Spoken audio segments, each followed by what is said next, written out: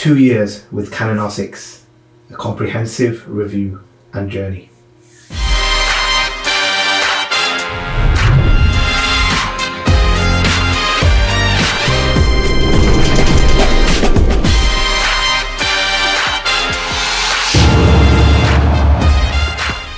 Yo guys, so I hope you're doing well and safe. It's Shunka here, back with another video on Tenet Productions. So we're going to deep dive on to the camera which I'm using, the camera which started it all, besides obviously the 250D, which I'm going to talk about, which is a great beginner camera by the way, the Canon R6. Now we're going to deep dive into the specs and what I've learned in using the camera for the last 2 to 3 years and making the most out of your R6 that you have. So the reason why I chose the R6 is because originally I had the 250D and that shot 1080p and it shot 4K, but at the same time the 4K was a crop, and not only that, the camera itself was a crop sensor. I needed something a bit more full frame, and at the time that my options was, because this was 2 to 3 years ago, my options was the 1DX, the Canon 5D Mark IV. Now I had some great options. I even could have had the option of going to Sony because they had the Sony A7 III, which is a beast of a camera by the way, guys. Let's not forget. So I had all these options, but for me the Canon R6 stood out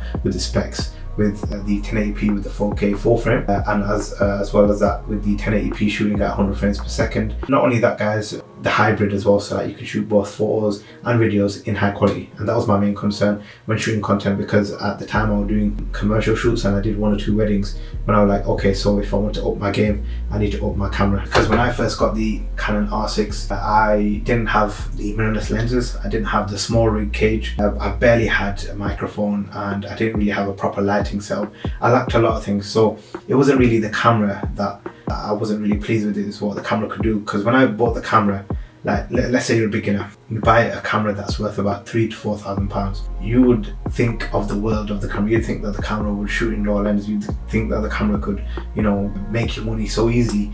But if you've got that mentality, you're wildly mistaken. Like, you've got to create the environment for the camera. The camera is great, but you've got to create the environment. You've got to get good audio equipment. You've got to get good lighting, and also at the same time you've got to invest in good lenses, because the camera body can only do so much. The lens I had was a Sigma lens. It's a cheap £200-300 lens. It shoots 24 to 70 2.8, no camera in stabilization. The autofocus was so bad.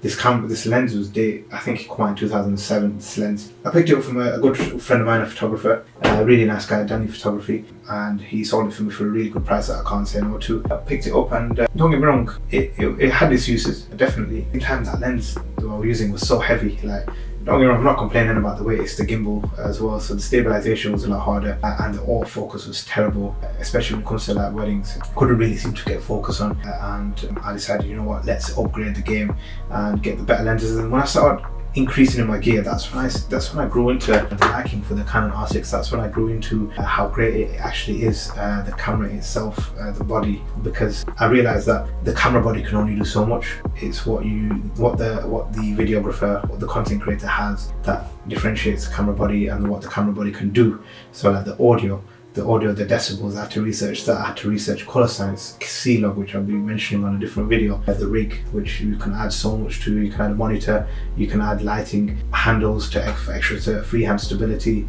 You've got your Ronin stabilizers. What I use Ronin stabilizers, lighting, external lighting as well. After that, it sort of grew into me, and I really enjoyed shooting with the Canon R6. The biggest challenge I faced when I first started using the Canon R6 was I dived in the deep end. To be honest with you, I nearly sunk as well, because what happened was I invested in cheap equipment. Now I bought the Canon R6, and when I bought the Canon R6 I remember, this is a prime example for you guys. There was one time where I shot with a good friend of mine, Andra. He's actually on this channel, and we shot with a really good videographer. And this videographer, when I say he's really good, he used a Blackmagic camera, and he was so confident, and he's where I want to be basically. He's where I am right now actually.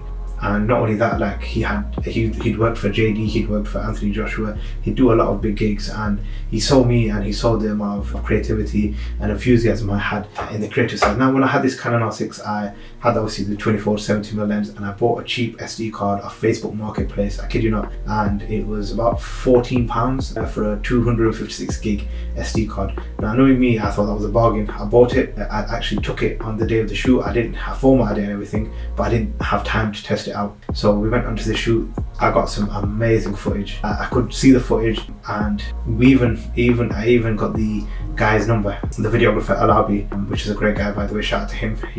He actually rated some of the shots that I had and said, you know, take my number. I'm more than happy to work with you in the future. You know, you seem like you got great potential. Let's see what you can do. So I was like, okay, no problem. So I got home straight away, tried to upload the files. I couldn't do it, guys. The files basically corrupted. I lost all the footage. I lost about 4 hours worth of footage. It was then at that moment where I felt like giving up. It was then at that moment where I felt like this ain't for me. But the worst thing was when I called Umar, I've lost the footage. I can't do anything about it. I've tried all these different recovery websites and everything. The file, the SD card I used was corrupted. And I actually still have the SD card here somewhere. The point is that I use this SD card as a reminder when you get in what you get out. So if you invest in cheap gear, you expect cheap results. Not only that, like, it won't last as long. So like with the Canon gear is really expensive in everyone's opinion. Actually, it's really expensive, but at the same time it delivers. You know, I can rely on it on a day-to-day basis, especially now with the SD cards. They're all SanDisk Extreme Pro, UHS2. You know, they're all high quality. The lenses, obviously with mirrorless you can't buy third-party lenses as of yet. So I haven't got any third-party lenses. I've used a really good tripod, small rig caged,